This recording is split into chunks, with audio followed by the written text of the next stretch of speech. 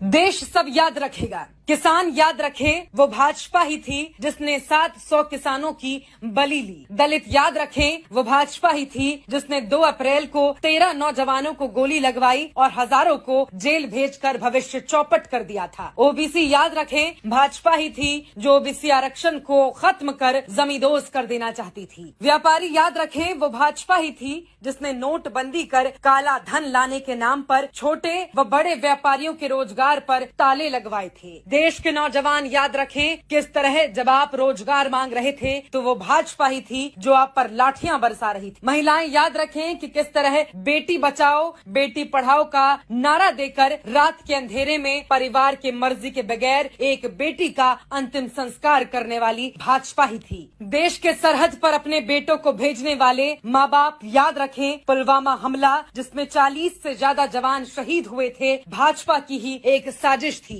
देश के लोग वो कोरोना का दौर भी याद रखें जब देश को अस्पतालों की जरूरत थी तो मंदिर बनवाए जा रहे थे। जब लोगों को दवाई चाहिए थी तब ताली और थाली बजवाने में भाजपा लगी हुई थी। देश को अडानी अंबानी जैसे पूंजीपतियों के हाथों में बेचकर देश के नौजवानों को बेरोजगार करने वाली भाजपा ही थी। जो भाजपा को वोट देगा वो अपने साथ साथ अपने बच्चे अपनों के भविष्य के साथ भी गद्दारी करने का काम करेगा। भाजपा भगाओ देश बचाओ।